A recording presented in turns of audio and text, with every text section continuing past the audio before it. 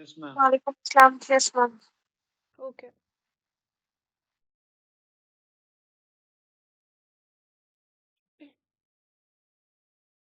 So, the topic of today's discussion is the endometrial cancer. What is the endometrial cancer? It is the type of cancer that begins cell growth in the uterus. Okay? Cancer क्या होता है?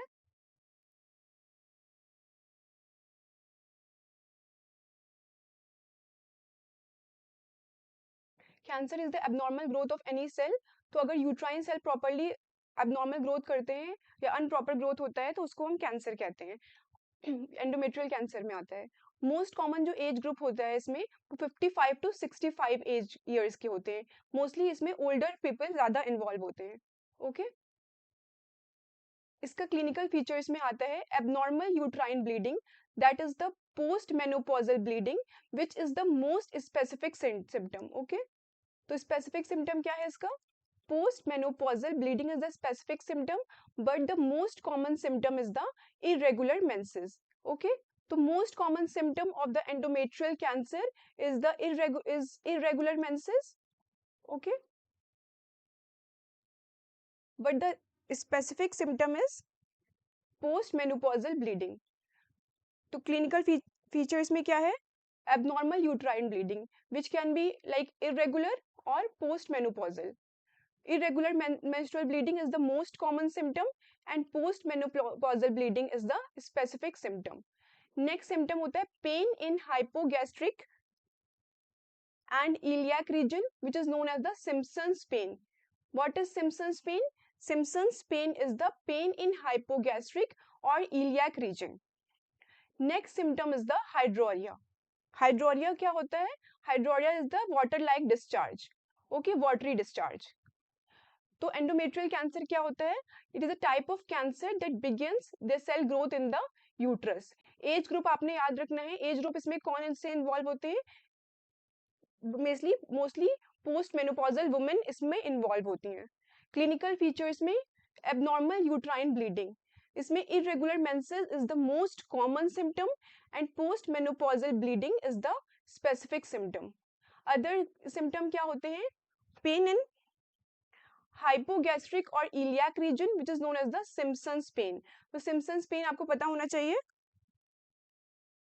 Simpson's pain is the pain in hypogastric और iliac reason.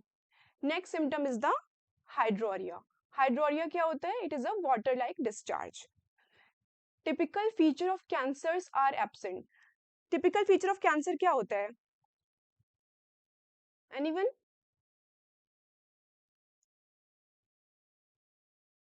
जैसे कि weight loss है, loss of appetite है, ये सारी चीजें इसमें एब्सेंट होती हैं. तो typical feature of cancer is absent in the endometrial cancer. Okay, next point is the most common cause of postmenopausal bleeding. Most common cause of postmenopausal bleeding is the endometrial atrophy. This is not related with the endometrial cancer, बस एक important point है इसलिए बताया है कि most common cause of postmenopausal bleeding is the endometrial atrophy. लेकिन अगर most common cause of postmenopausal bleeding in India आता है question में, then the answer will be carcinoma cervix. Okay, तो most common cause of postmenopausal bleeding in India is carcinoma cervix. Okay, the most common genital malignancy in developed countries is endometrial carcinoma.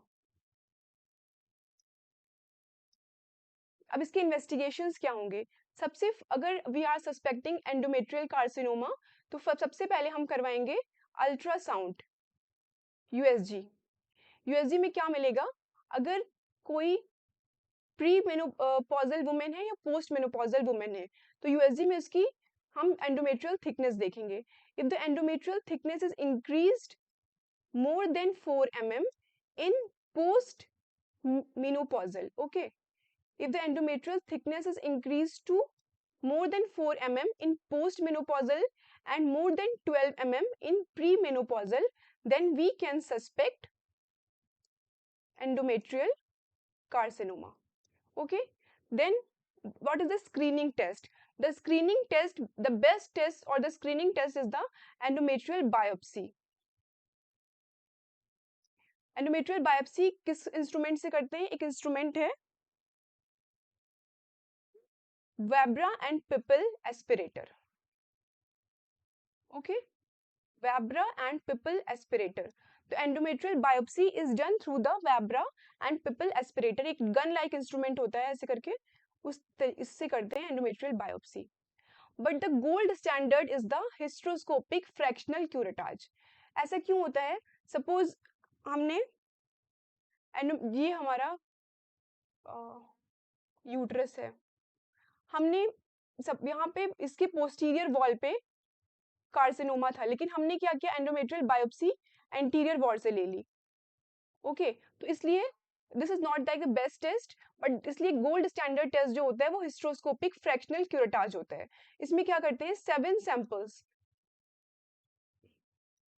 Samples are taken from all the walls. Okay, anterior, posterior, lateral wall से 7 sample लेते हैं through the हिस्ट्रोस्कोप. हिस्ट्रोस्कोप के through visualise करते हैं और वहां से sample लेते हैं. तो this is the gold standard investigation for endometrial carcinoma. What we had discussed, सबसे पहले हमने देखा कि अगर abnormal growth of the uterine cell हो रही है, that is the endometrial carcinoma, आपको याद क्या करना है? आपको इसमें एज ग्रुप याद रखना है, मोस्ट कॉमन सिम्टम याद रखना है एंड मोस्ट स्पेसिफिक सिम्टम याद रखना है. इसके अलावा सिम्पसन्स पेन क्या होता है और पोस्ट मेनोपॉजल ब्लीडिंग के कॉजेज देखने की. पोस्ट मेनोपॉजल ब्लीडिंग का मोस्ट कॉमन कॉज क्या है और मोस्ट कॉमन कॉज इंडिया में क्या है. इसके बाद हम इन्वेस्टिगेशंस देखेंगे. इन्वेस्टिगेशंस में है ultrasound, endometrial biopsy and hysteroscopic fractional curettage. अब हमने हिस्टोपैथ कर लिया. क्यूरेटाज करने के बाद हिस्टोपैथोलॉजिकल एग्जामिनेशन में देखेंगे तो ये हमारे पास आए हैं 4 टाइप ऑफ सेल्स. ये WHO ने 1994 में क्लासिफिकेशन दी थी. तो सबसे पहले क्या है? Simple hyperplasia without atypia. तो एटीपिया का मतलब क्या होता है? एटिपिकल सेल्स कैसे होते हैं? पहले हम देखेंगे what are the characteristic of atypical cells. Atypical cells कैसे होते हैं? They are of large size, they have irregular shape, they have prominent nuclei.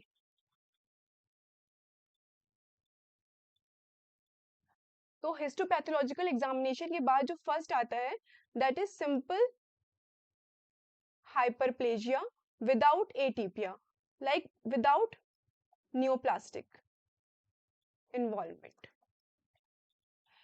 तो क्या होता है? इसको प्रोग्रेस मैलिग्नेंट होने के चांसेस क्या होते हैं? अगर सिंपल हाइपरप्लेजिया है और एटिपिकल सेल प्रेजेंट नहीं है तो नियोप्लास्टिक होने के चांसेस सिर्फ और सिर्फ 1% होते हैं. लेकिन अगर कॉम्प्लेक्स हाइपरप्लेजिया है विदाउट एटीपिया, विदाउट एटिपिकल सेल, तो 3% चांसेस होते हैं उसके प्रोग्रेस करने के इनटू द मैलिग्नेंट वन. फिर है simple hyperplasia with atypia. Okay, simple hyperplasia with atypia, अगर एटिपिकल सेल्स प्रेजेंट हैं तो 8% चांसेस होते हैं प्रोग्रेस करने के. और complex hyperplasia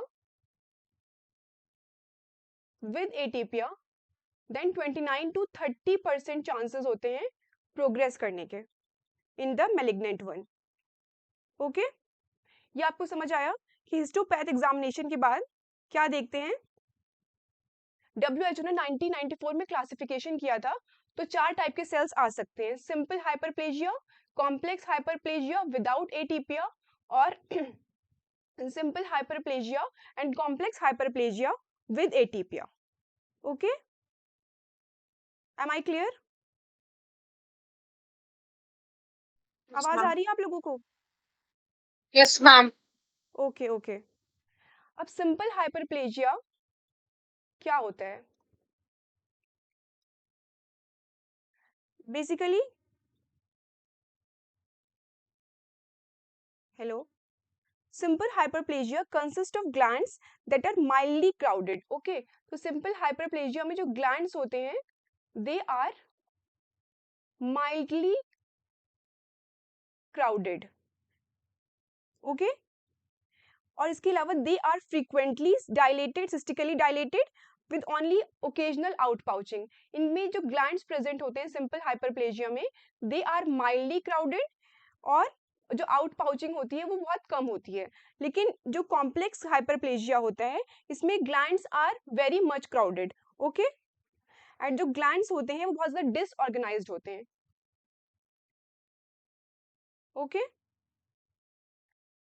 simple versus complex.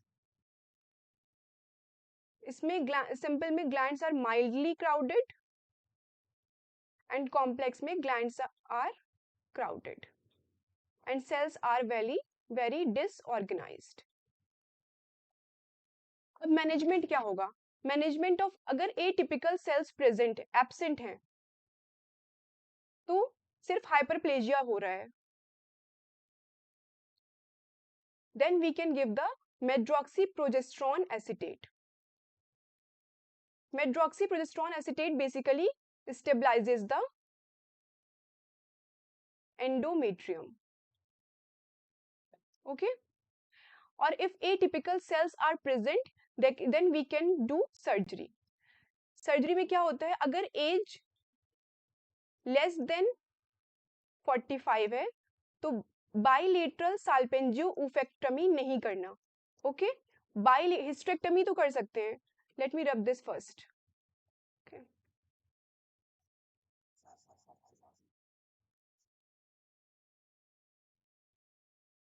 If atypical cells are present then we can do surgery.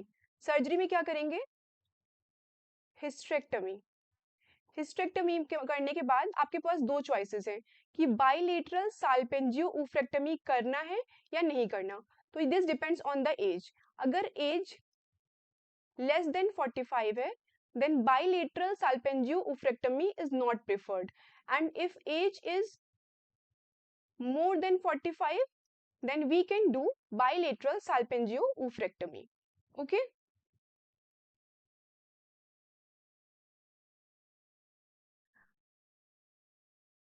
तो अभी तक हमने क्या डिस्कस किया? हमने डिस्कस किया है कि what is endometrial cancer. Endometrial cancer is a type of cancer that begins cell growth in the uterus. We had discussed the common age group involved, we had discussed the symptoms, and we had discussed the investigation. उसके बाद histopath के बाद हमारे पास क्या क्या sales आएंगे वो देख लिया हमने, और कितने % चांसेस होते हैं the progression into the malignancy. और उसके बाद हमने इसका मैनेजमेंट देख लिया है. एटिपिकल सेल्स किस तरह के होते हैं? Large size, irregular shape with prominent nuclei. Okay, अब we will discuss the risk factors. Risk factors of endometrial cancer. High estrogen level. Estrogen क्या करता है? Estrogen causes endometrial hyperplasia, which can progress into endometrial carcinoma. Obesity. Obesity में भी हमने देखा था कि इसमें peripheral aromatization होता है. ओके, इस वजह से बेसिकली क्या होता है, ईस्ट्रोजन लेवल बढ़ जाता है. Then we have the early menarche and late menopause. Okay, then high socioeconomic status में basically the females that belong to high socioeconomic status are mainly obese. और इसके बाद फिर वही होगा, peripheral aromatization होगा और estrogen level बढ़ जाएगा. Nulliparity, you should remember this, the risk factor is nulliparity and infertility. Okay, and history of tamoxifen treatment. History of tamoxifen treatment, basically tamoxifen is the selective estrogen receptor modulator and it is used in breast carcinoma treatment and prevention. तो इसके use की वजह से भी क्या हो सकता है, endometrial carcinoma and atypical hyperplasia. If there is atypical hyperplasia, अभी हमने देखा था कि अगर atypical hyperplasia है कॉम्प्लेक्स तो 29 to 30% चांसेस होते हैं कि they can convert into the malignant one. Okay, then we have the corpus cancer syndrome. The corpus cancer syndrome consists of diabetes, hypertension, obesity, and carcinoma endometrium. Okay, the corpus cancer syndrome consists of diabetes, hypertension, obesity, and carcinoma endometrium. And next we have the HNPCC. HNPCC का full form होता है hereditary non-polyposis colorectal cancer and it is also known as Lynch syndrome. Lynch syndrome में कौन कौन से cancer आते हैं? Carcinoma endometrium, carcinoma breast, carcinoma ovary and carcinoma colon. And next we have the oestrogen secreting tumour. Oestrogen secreting tumour में granulosa cell tumour आ सकता है और थीका सेल ट्यूमर आते हैं. तो बेसिकली रिस्क फैक्टर में क्या होता है? अगर बॉडी में हाइपर ईस्ट्रोजेनिक स्टेट प्रेजेंट है, हाइपर ईस्ट्रोजेनिक स्टेट, तो दैट फीमेल इज, तो वो फीमेल जो होती है वो मैलिग्नेंट, उसके पास ज्यादा चांसेस होते हैं एंडोमेट्रियल कार्सिनोमा होने के. ओके, तो रिस्क फैक्टर्स में first is the high oestrogen, next is the obesity, early menarche and late menopause, high socioeconomic status, nulliparity, infertility, history of tamoxifen treatment and atypical hyperplasia. आप लोग ये वाला जो corpus cancer syndrome है और HNPCC है, इसको याद कर लीजिएगा कि लिंच सिंड्रोम में कौन कौन से कैंसर आते हैं और कॉर्पस कैंसर सिंड्रोम में कौन कौन से एंटिटीज इन्वॉल्व हैं. इसके अलावा है oestrogen secreting tumour, that is the granulosa cell and the theca cell. Next we have the protective factors. Protective factors में क्या होते हैं? First is the smoking. Smoking में क्या होता है? ये aromatase enzyme को inhibit कर देता है, जिसकी वजह से peripheral aromatization जो है वो नहीं हो पाता. तो smoking is the protective factor for endometrial carcinoma. Next we have the physical exercise. अगर कोई एक्सरसाइज करेगा तो उससे क्या होगा कि ओबेसिटी कम होगी और पेरिफेरल एरोमेटाइजेशन नहीं होगा. OCPs, you should remember this OCPs are protective for endometrial carcinoma. मैंने लास्ट लेक्चर में भी आपको बताया था कि OCP increases the risk of cervical cancer, but OCPs are protective against endometrial carcinoma. क्योंकि ओसीपी का कॉन्स्टिट्यूएंट क्या होता है? We have oestrogen but we have progesterone also. The progesterone stabilises the endometrium.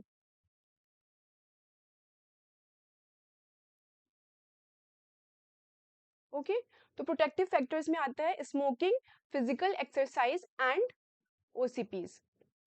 Next we have the type of adenocarcinoma. Type of adenocarcinoma में कितने आते हैं? Endometrioid carcinoma and non endometrioid carcinoma.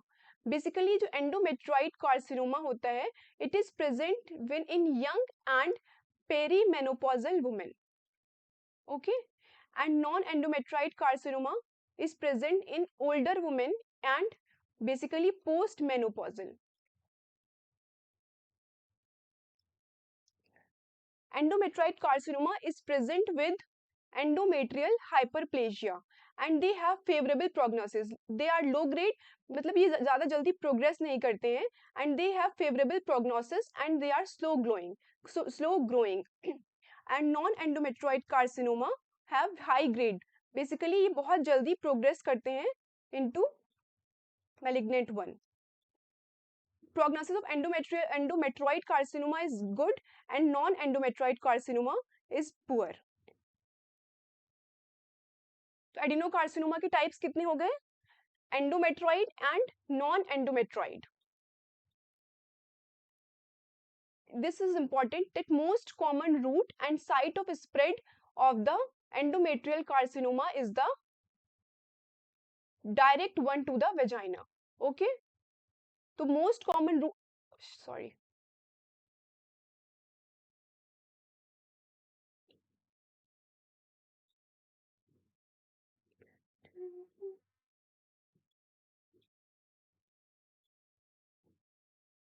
most common route is direct and most common site is vagina. Okay, the most common route of spread is the direct one and most common site is the vagina. Okay, then we have the surgical staging. जो हमें endometrial carcinoma है उसकी staging की जाती है through surgery. Surgery करने के बाद हमने वहां से निकाला कार्सिनोमा और फिर उसको हम देखेंगे कि वो किस तरीके से स्प्रेड किया है. तो स्टेजिंग में हमारे पास क्या है, सबसे पहले है first A, zero. Okay, zero is क्या, present only in the endometrium, in situ, only in the endometrium.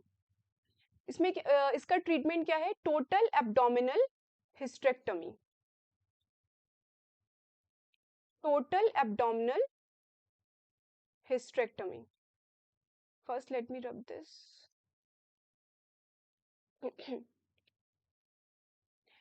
Next, we have the first A and first B. Okay. Suppose this is uterus, this is the myometrium. First A में क्या है, less than half myometrial invasion. This is the myometrium. तो अगर less than half myometrial invasion, this is first A. And first B है more than और equal to half myometrial inversion. अगर less than 50% involve है then ये आएगा हमारा first A में. और अगर मोर देन और equal, you should remember this is more than और इक्वल टू 50% इन्वॉल्व है then it will come into the first B classification. And both का, दोनों का ट्रीटमेंट ऑफ चॉइस क्या है, total abdominal hysterectomy with bilateral salpingo oophorectomy. इसका मतलब क्या है, यूट्रस के साथ साथ फेलोपियन ट्यूब और ओवरी को भी रिमूव कर देंगे. Okay, then we have the second one. Second one में क्या है, when the carcinoma spread up to the cervix. Okay, let me rub this first.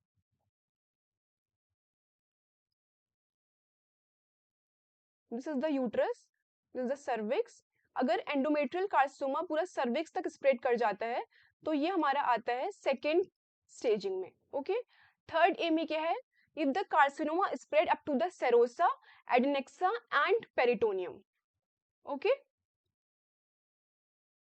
If the carcinoma spread up to the serosa, adnexa and peritoneum, it will come into the third A staging. Third B staging, if the carcinoma is spread up to the vagina. Third C staging में दो होते हैं, C1 and C2. Okay, C1 में क्या है, if the pelvic lymph nodes are involved. If the pelvic lymph nodes are involved. And C2 में क्या है, para aortic lymph node involved. Then we have the fourth stage. Fourth stage is for the metastasis. Fourth में भी दो classification है. Fourth A is for the regional metastasis and fourth B is for the distant metastasis. Okay, तो this is the surgical staging for endometrial carcinoma. Next हम सबसे पहले revise करेंगे, उसके बाद हम डिस्कस करेंगे ओवेरियन कार्सिनोमा. हमने देखा endometrial cancer, it is a type of cancer that begins cell growth in the uterus. Most common age group you should remember is the 55 to 65 years. Most common symptom is the irregular menses and most specific symptom is the postmenopausal bleeding. Other symptoms में क्या है, pain in the hypogastric or iliac region which is known as the Simpson's pain and hydorrhea. Typical features of cancer are absent like weight loss, loss of appetite. ये सारी चीजें इस endometrial carcinoma में नहीं होंगी. हमें इन्वेस्टिगेशन में ultrasound करवाना है. First investigation is the ultrasound. इसमें एंडोमेट्रियल थिकनेस देखनी है. Endometrial thickness of more than 4 mm in post menopausal and 12 mm in pre menopausal, then we can suspect endometrial carcinoma. इसके अलावा endometrial biopsy and the gold standard is the hysteroscopic fractional curettage. Histopath करने के बाद हमारे पास 4 type के sales आ सकते हैं और हमने इसके आगे लिख दिया है कि प्रोग्रेशन टू मैलिग्नेंसी के कितने चांसेस हैं. सबसे ज्यादा चांसेस होते हैं मैलिग्नेंसी प्रोग्रेस करने के, complex hyperplasia with atypical cells. Management देख लिया है कि अगर एटिपिकल सेल्स एब्सेंट है तो सिर्फ और सिर्फ प्रोजेस्टेरॉन का कॉम्बिनेशन दे देंगे, लेकिन अगर एटिपिकल सेल्स प्रेजेंट है तो हमें सर्जरी करना पड़ेगा। Next we have the risk factors. Basically body में जो भी हाइपर एस्ट्रोजेनिक स्टेट क्रिएट करता है, that causes the that may be the risk factor for the endometrial carcinoma, corpus cancer syndrome and HNPCC। ये आपने याद रख लेना है कि इसके अंदर कौन कौन सी एंटिटी आती हैं। इसके अलावा प्रोटेक्टिव फैक्टर्स में याद रख लीजिए कि OCPs increase the risk of carcinoma cervix, but OCPs are protective for the endometrial carcinoma. Okay, next we have the type of adenocarcinoma as the endometrioid and non endometrioid, and we had discuss the staging. Staging में zero में क्या है, carcinoma is present only in the endometrium. Okay, first A and first B में क्या है, first A में less than half myometrial invasion and first B में more than or equal to half myometrial invasion. You should remember this is equal to comes in the first B. Second में क्या है, अगर carcinoma up to cervix चला जाता है तो उसमें क्या करेंगे, टोटल एब्डोमिनल हिस्टेक्टमी करने के बाद पोस्ट ऑपरेटिव रेडियोथेरेपी भी करेंगे। This is the treatment for second stage. Okay, third A में डिवाइड है तीन पार्ट में। थर्ड इज अगर कार्सिनोमा स्प्रेड करता है serosa, adnexa and peritoneum. Third B if the carcinoma spread to vagina, और थर्ड सी में भी फिर C1 और C2 है। If the pelvic lymph nodes are involved then it comes in third C1 grade, and if the para aortic lymph node are involved then it comes in the third C2। इसमें क्या करना है, total abdominal hysterectomy करेंगे, bilateral salpingoophorectomy करेंगे, और इसके साथ साथ लिम्फ नोड इन्वॉल्व है, लिम्फ नोड का डाइसेक्शन कर देंगे। और फोर्थ में क्या आता है, फोर्थ में मेटास्टेसिस। फोर्थ ए में basically pelvic organs are regional metastasis are present, and fourth B में distant metastasis is present. So this is all about the endometrial carcinoma. Next we will discuss ovarian carcinoma.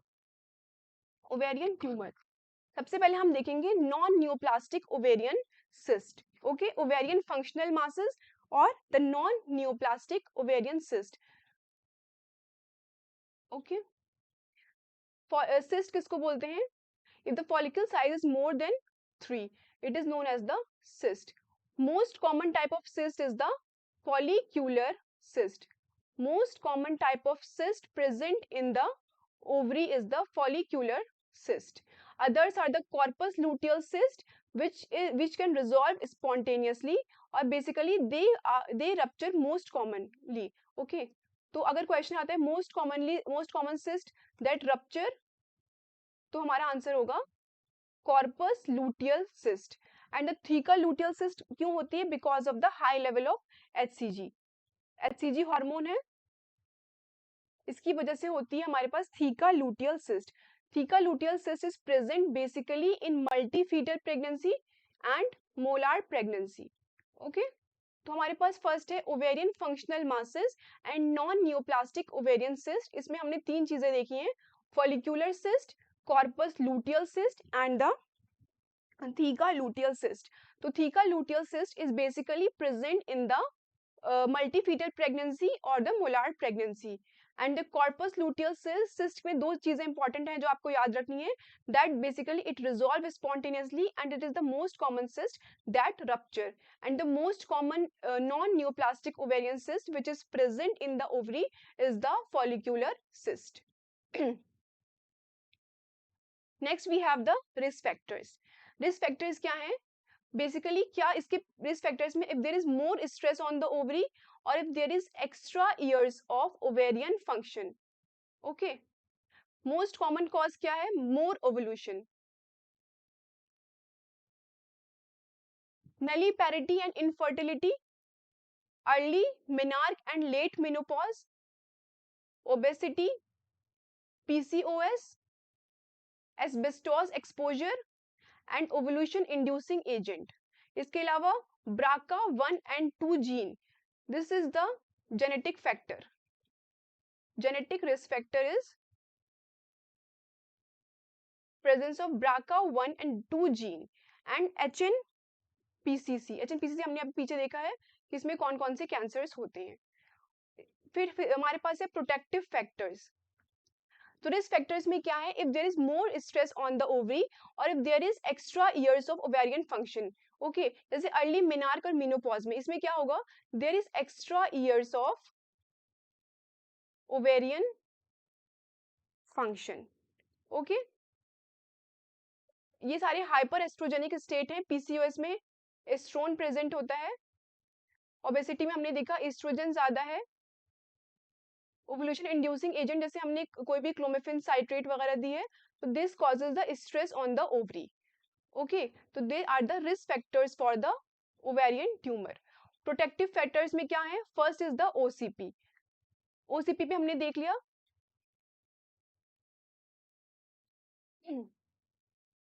तो OCP protective किस किस के लिए है, ovarian carcinoma के लिए और एंडोमेट्रियल कार्सिनोमा के लिए OCP act as the protective factor. इसके अलावा है multiparity, lactational and pregnancy, hysterectomy and tubal ligation, physical exercise and smoking. They are the protective factors for ovarian cancer. आपने याद रखना है कि smoking and OCPs basically they are protective against endometrial cancer and ovarian cancer. Next we have two types. Basically we have two types of endometrial tumors, benign and malignant. Benign is usually, we will see the difference between the benign. So benign tumor is basically present unilaterally and malignant is basically bilateral, मतलब कि present in both ovaries. Unilocular and this is multilocular. Basically benign tumors are not of more than 7 centimeter. They are small in size, but malignant tumor are large and they grows very rapidly.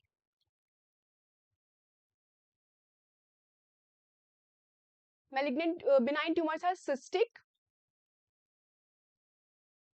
and they have no solid area. Okay, and they are multi-septate. And malignant tumor are solid and they have thick septa and they have papillary excrescence. Okay, ऐसे ऐसे malignant tumor है तो इसमें ऐसे करके septa present होंगे और they have ऐसे करके यहाँ पे papillary projections होंगे.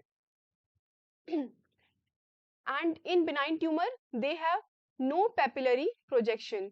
There is no ascites and lymph adenopathy present. इसमें present होगा ascites भी हो सकता है और lymph adenopathy भी हो सकता है. Benign tumors are basically present in the reproductive age group and malignant tumor is basically present in extremes of age. इसका मतलब क्या हुआ, बेसिकली पोस्ट मेनोपॉजल में हो सकती है या फिर प्री रिप्रोडक्टिव एज में हो सकती है.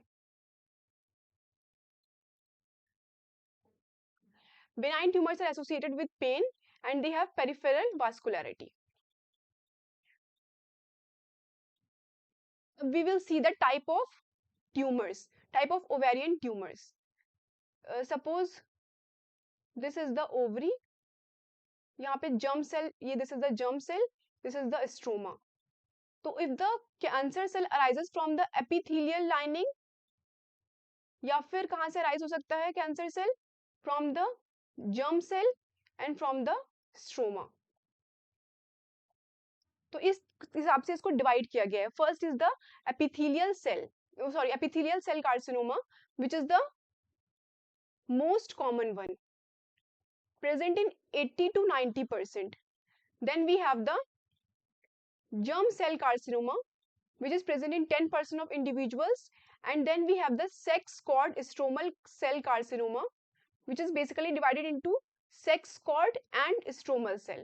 And fourth one is the metastatic one. Okay, so there are basically 4 types of ovarian cancer.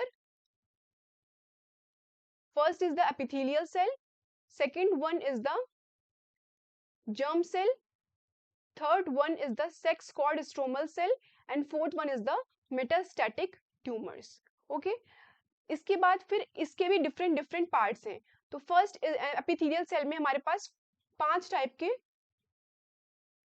Cancers होते हैं: serous, mucinous, Brenner's tumour, endometrioid and clear cell carcinoma. Okay, the germ cell में हमारे पास basically 6 type हैं, हम इसको आगे discuss करेंगे अभी। सेक्स कॉर्ड स्ट्रोमल सेल में सेक्स कॉर्ड में आता है oestrogen secreting tumour and androgen secreting tumour. Stromal cells में आता है fibroma, thecoma and fibrothecoma. And metastatic one में आता है क्रूकेनबर्ग ट्यूमर। तो इसको हम छोटा छोटा डिस्कस कर लेते हैं आगे। फर्स्ट है एपिथेलियल सेल ट्यूमर। ओके, तो serous and mucinous, first we will discuss the serous and the mucinous one. Serous is the most common type, तो most common type of epithelial cell is the most common type, और इसमें भी most common type होता है serous. Okay, they are most malignant. इसके 2 types होते हैं serous के, benign and serous cyst adenocarcinoma. तो सीरस बिनाइन वाले को क्या बोलते हैं? Serous cyst adenoma. ओके, तो this is the most common benign ovarian tumor. Most common cyst is the follicular cyst and the most common benign ovarian tumor is the serous cyst adenoma and serous cyst adenocarcinoma, जहाँ पे carcinoma add हो गया है, this is the most common malignant one. Okay, तो benign ovarian tumor most common है serous cyst adenoma and serous cyst adenocarcinoma is the most common malignant one. Mucinous में आता है, let me rub this first, mucinous cyst adenoma and similarly mucinous cyst adenocarcinoma. Okay, involvement, serous basically involves both ovaries, this is bilateral involvement, and mucinous one involve the unilateral ovary. Tumor marker is CA125. CA125 is the tumor marker for serous 1 and the CA199 is the tumor marker for mucinous 1. Okay, and next one is the CEA. CEA, this is the carcinoembryonic antigen. This is what? This is carcinoembryonic antigen. So we have 2 tumor markers for mucinous 1. Appearance is the unilocular for the serous one and mucinous is multiloculated. So that's give the appearance of honeycomb appearance. तो honeycomb appearance, gross appearance जो होगा mucinous का वो इस तरीके से कुछ होगा, multiloculated है ये, तो they basically give the honeycomb appearance. This is the gross appearance. Next we have the lining.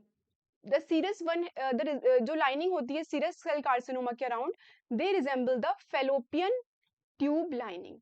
What is this? They resemble the fallopian tube lining. Okay, and histopathological examination में we will see the samamoma bodies. Okay, you should remember this, samamoma bodies is present in serous epithelial cell tumor. Then what is the samamoma bodies? The samamoma bodies is the calcium surrounding tumor cell. The calcium surrounding tumor cell is known as the samamoma bodies. Okay, and the lining of the mucinous cell resemble the endocervix. Okay, and smoking is the risk factor. ये आपने याद रखना, अभी हमने देखा था कि smoking is a protective factor, लेकिन इसमें serous cell carcinoma के लिए smoking is the risk factor. Okay, and the mucinous में एक कैरेक्टरिस्टिक होती है सीडोमिक्सोमा पेरिटोनॉई। इसका मतलब क्या हुआ, व्हेन द म्यूसिनस जो ट्यूमर है वो रप्चर कर जाता है और जो म्यूसिन होता है वो रिलीज हो जाता है पेरिटोनियम में, तो that causes the pseudomyxoma peritonei. Okay, तो हमने क्या देखा अभी, हमने देखा है एपिथेलियल सेल ट्यूमर के types. First is the serous and second one is the mucinous. The serous is the most common type and it is the malignant, most malignant. Okay. Then serous में भी हमारे पास दो types के होते हैं, benign and serous malignant. Benign is known as the serous cyst adenoma which is the most common type of benign tumor. Okay, and most common type of malignant tumor is the serous cyst adenocarcinoma. Okay, mucinous में भी same type है, mucinous cyst adenoma, which this is the mucinous cyst adenoma, this is the benign, and mucinous cyst adenocarcinoma is the malignant one. Involvement क्या है, serous में basically they involve both ovaries and mucinous में basically they are unilateral. Tumour markers में है CA125 is for the serous one and mucinous में CA99 एंड CEA. Gross appearance is the serous one is the unilocular and mucinous has the multilocular and have the honeycomb appearance. The lining of the serous one resembles like the fallopian tube and histopath में basically इसमें सामामोमा bodies होती हैं. ये बस आपने याद रखना है कि सामामोमा bodies कौन से type of tumor में present होती हैं और ये क्या होती हैं.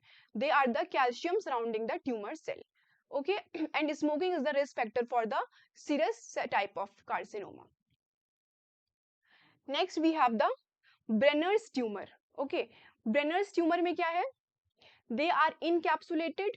Okay, they are encapsulated, they are surrounded by capsule, they are solid, they are solid and they are unilateral. Okay, and they are benign.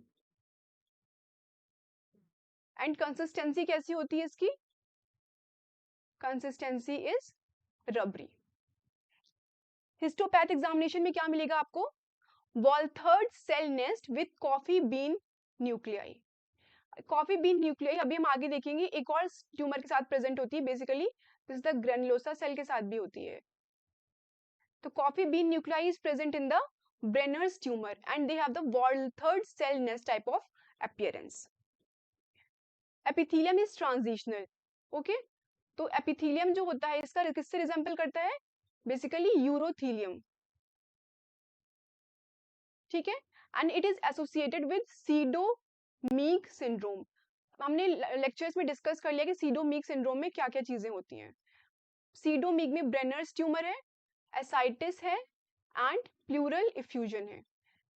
And जो मीक सिंड्रोम होता है इसमें होता है फाइब्रोमा और thecoma, ascites and pleural effusion. Okay, तो Brenner's tumour में क्या याद रखना है आपको, this is the benign one and have the rubbery consistency and this is solid associated with pseudo Meigs syndrome. Next we have the endometrioid and clear cell carcinoma. तो endometrioid is malignant, this is malignant and this is associated with endometriosis and endometrial cancer. And clear cell is also malignant or associated with in utero exposure to diethylstilbestrol. And hobnail cells, this is the characteristic cells present with the clear cell carcinoma. तो हमने क्या क्या देखा अभी, we had discussed the epithelial cell tumor which is the most common type of the tumor. 80 to 90% होता है. Serous क्या होता है, सीरस बिनाइन और मैलिग्नेंट दोनों हो सकता है. म्यूसिनस भी बिनाइन और मैलिग्नेंट हो सकता है. Brenner's is the benign one, endometrioid and clear cell is the malignant one. तो we had completed the epithelial cell tumor. Next we will move toward the germ cell. Germ cell tumour में सबसे पहले हम देखेंगे tumour markers. इसका जो onset होता है, इसका जो ऑनसेट होता है, they are the early onset tumours. Okay, they are early onset tumours, हम इसका देखेंगे ट्यूमर मार्कर्स।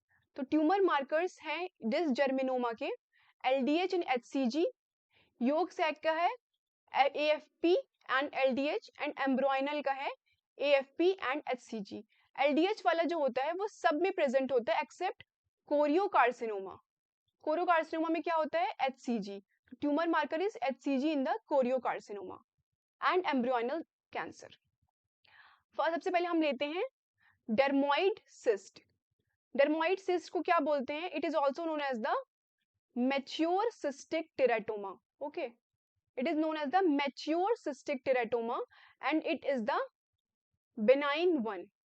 Okay, अगर ये immature cystic teratoma है तो फिर ये हो जाएगी, and this is the most common germ cell tumor. Okay, तो most common germ cell tumor is the immature cystic teratoma. अगर डर्मोइड सिस्ट है तो वो बेनाइन है और उसको बोलते हैं mature cystic teratoma. Okay, they are unilateral and they are the most common tumor of reproductive age. Okay, अभी हमने देखा था कि ये early onset होता है and they are the most common tumor present in pregnancy. Most common tumor present in pregnancy and they are the common tumor which undergo torsion easily. तो तीन चीजें इसके साथ हैं कि they are the dermoid cyst क्या है? Most common tumour of the reproductive age, they are the most common tumour which is present in the pregnancy and they are the tumour which can undergo torsion easily. इसमें क्या होता है? All three component of germ cells are present. Okay, देखिए ये this is the picture of dermoid cyst. इसमें आपको अंदर दिख रहा है हेयर्स, ये टीथ लाइक टीथ होता है इसमें. तो इसमें क्यों होता है? क्योंकि because of the all three components of the germ cell. तो एंडोडर्म वाला जो कंपोनेंट है वो क्या देता है इसमें? टीथ. मेसोडर्म वाला कंपोनेंट है they give the sebaceous secretion and ectoderm वाला कंपोनेंट है they give the hair and endocrine glands type secretion. Okay, तो जो डर्मोइड सिस्ट होती है इसके अंदर क्या क्या चीजें होती हैं? इसके अंदर हेयर हो सकता है, इसके अंदर टीथ हो सकता है, they have sebaceous secretion. Teeth is from the endodermal component and hair and hair is from the ectodermal component and they have the rocky Tensky protuberance. Okay, तो rocky Tensky protuberance इस type से होता है. यहाँ से जो है they can convert into the they have the most, जो यहाँ पे rocky Tensky protuberance होता है, they have the most chances to convert into the malignant one. Okay, फिर हम करेंगे ट्रांसवेजाइनल सोनोग्राफी. तो इसमें हमारे पास तीन साइन प्रेजेंट होते हैं. First one is the dermoid plug. Okay, second one is the tip of iceberg sign. इसका मतलब क्या होगा? जो मोस्ट सिस्ट है getting shadowed by the echogenic areas. Cyst जो है वो शैडो हो जाती है because of the presence of teeth, because of the presence of hairs. ठीक है, तो tip of iceberg sign is present in the transvaginal sonography of the dermoid cyst and we have the dot dash pattern because of the floating hairs. देखिए यहाँ पे आप देखो first ये वाली जो है दिस इज द, ये जो ऐसे ऐसे करके दिख रहा है this one is the dermoid plug. Okay, तो ए वाला जो है this is a, this is the dermoid plug. ये वाले में देखो यहाँ पे this is the tip of iceberg sign and यहाँ पे देखो यहाँ पे दिख रहा है ना डॉट डैश साइन, ये हेयर्स हैं, hair seen in echogenic stripe. This is the dot dash sign. तो ये तीन चीजें हैं dermoid plug, tip of iceberg sign और dot dash sign which is present in the dermoid cyst. अब इसका ट्रीटमेंट क्या है डर्मोइड सिस्ट का? डर्माइड सिस्ट का ट्रीटमेंट है, family is completed then we will do oophorectomy, and if family is not completed then we will go for cystectomy. Okay, तो basically we had completed the dermoid cyst here. Dermoid cyst को mature cystic teratoma बोलते हैं, which is the benign one. If there is immature cystic teratoma then it is the malignant. And is the most common germ cell tumour. Dermoid cyst के बारे में क्या क्या हमने देखा कि this is unilateral and present in the reproductive age and they have all the three components of germ cell. इसकी जो टीवीएस, इसका जो ट्रांसवेजाइनल सोनोग्राफी होता है, इसमें dermoid plug, tip of iceberg sign और डॉट डैश अपीयरेंस होता है. और इसका ट्रीटमेंट क्या है, ऊफ्रेक्टमी कर सकते हैं अगर फैमिली कंप्लीट हो गई है, और अगर फैमिली कंप्लीट नहीं हुई है तो सिस्टेक्टमी कर सकते हैं. Next we have the dysgerminoma. अभी हमने देखा most common germ cell tumour is the immature. अब second most common is the dysgerminoma. This is the picture of dysgerminoma. They are fleshy, lobulated, cream colored and most common cancer in pregnancy and dysgenetic gonads. Okay, dysgenetic gonads के साथ कौन सी वाली present होता है carcinoma? This is the dysgerminoma. And they are, ये you should remember this that they are 100% unilateral, हमेशा एक तरफ ही प्रेजेंट होगा. Next we have the yolk sac tumour which is also known as the endodermal sinus tumour. ये कैसा है? They are yellow and friable. They are yellow and friable and they have the worst prognosis and they are also 100% unilateral. Histopath में yolk sac में क्या मिलेगा? Yolk sac में मिलेगा शिलर Duval bodies. शिलर Duval bodies क्या होती हैं? एक सेंट्रल कैपिलरी होती है, उसके अराउंड ट्यूमर सेल प्रेजेंट होता है और उसके अराउंड सिस्टिक टाइप के सेल्स प्रेजेंट होते हैं. तो जिसको बोलते हैं Schiller Duval bodies which is present in the yolk sac tumour. Okay, तो हमें याद क्या रखना है? हमें याद रखना है कि डिसजर्मिनोमा डिसजेनेटिक गोनेट्स के साथ होता है और most common malignant type of cancer जो प्रेगनेंसी में होता है दैट इज द डिसजर्मिनोमा. और यहाँ पे हमने देखा था कि बिनाइन टाइप के साथ था dermoid cyst. Okay, and unilateral 100%. Dysgerminoma is 100% unilateral and yolk sac tumor is also 100% unilateral and they have the worst prognosis. And HPE में क्या मिलता है? Histopathological examination में we will see Schiller dual bodies. अब हम आ जाते हैं stromal cell tumour. Okay, तो हम इसमें बहुत इंपॉर्टेंट पॉइंट्स देखेंगे. स्ट्रोमल सेल ट्यूमर में सबसे पहले हम देखेंगे granulosa cell tumor. This is the most common sex cord cell tumor. Okay, most common germ cell tumor क्या है? Immature cystic teratoma. Okay, और most common epithelial cell tumor क्या था? serous. Okay, serous 1. And most common stromal cell tumor is the sex cord cell tumor is the granulosa cell tumor. इसका appearance, इसका जो clinical features है इसमें क्या क्या हो सकता है? We can see menorrhagia, post menopausal bleeding, breast tenderness, abnormal uterine bleeding, endometrial hyperplasia and cancer. These all are occurring because of the hyperestrogenic state. What are the tumor markers for granulosa cell tumor? Are the inhibin and anti-mullerian hormone. And इसमें क्या दिखता है हमें? Call Exner bodies. Call Exner bodies क्या होती हैं? They are the granulosa cell tumor arranged around eosinophilic secretion. Okay, तो यहाँ पे समझ लो इस eosinophilic secretion, इस जो granulosa cell होते हैं they are arranged around the eosinophilic secretion that is known as the Cole-Exner bodies. Okay, and Cole-Exner bodies में हमने देखा था न्यूक्लियाई का शेप क्या होगा? Coffee bean.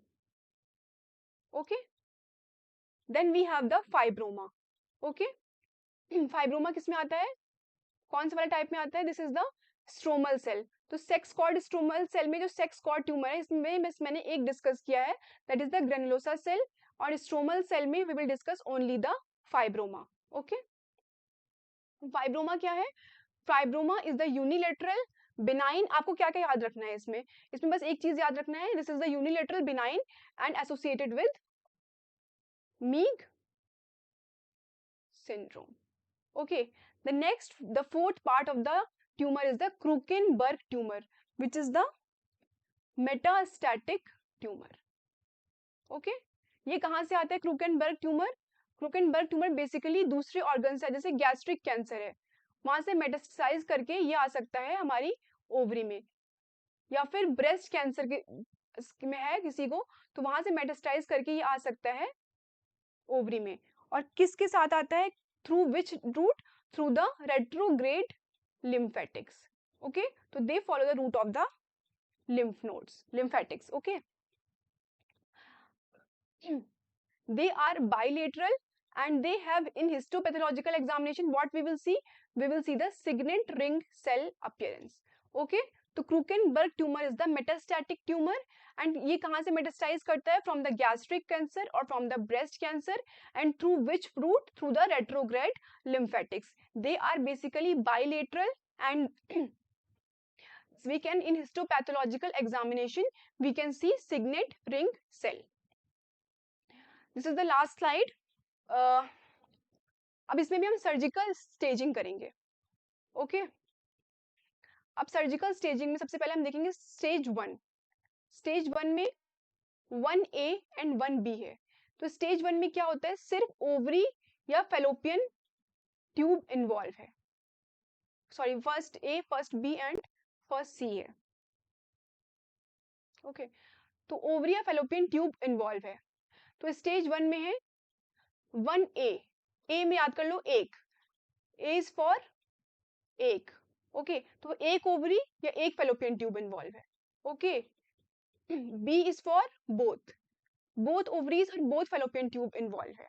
ओके, और C is for capsule ruptured. तो अगर कुछ भी है, मतलब एक ओवरी है, दो ओवरी है, कुछ भी इन्वॉल्व है लेकिन उसका कैप्सूल रप्चर कर गया है, तो this will come in the first C stage of the grading. तो याद कैसे करेंगे हम? फर्स्ट में हम देखेंगे सिर्फ ओवरी या फेलोपियन ट्यूब इन्वॉल्व है। ओके, तो एक इज ए इज फॉर 1, एक ए से एक है, बी से बोथ है एंड सी से कैप्सूल है। Okay, this is just a simple mnemonic. Second one, then we will see the second stage. Second A and B. Second one में pelvic extension हो जाता है। Okay, तो second A में if the uterus is involved, then it will come into the second A staging, and if other pelvic organs are involved, it will come in the second B grading. Third में क्या है? If the tumour extend to the abdomen. अब third के भी इतने सारे parts हैं। Third A is one for the lymph node. Okay, and third A2 is for the extra pelvic involvement. Extra pelvic involvement है लेकिन this is microscopic. Macroscopic, we cannot see anything. Okay, third B is for the macroscopic, less than 2 centimeter involvement, and third C is for the macroscopic, more than 2 centimeter involvement. And then we have the fourth grading, that is the distant metastasis. Distant metastasis. Okay, तो first में क्या है? First A and first B. First A में क्या है? Only 1 is involve, एंड first B में क्या है? Only both ovaries are involved, and first C में क्या है? Capsule is ruptured. तो ट्रीटमेंट क्या होगा first A and first B का? अगर प्री मेनोपॉजल है, ओके, देन वी विल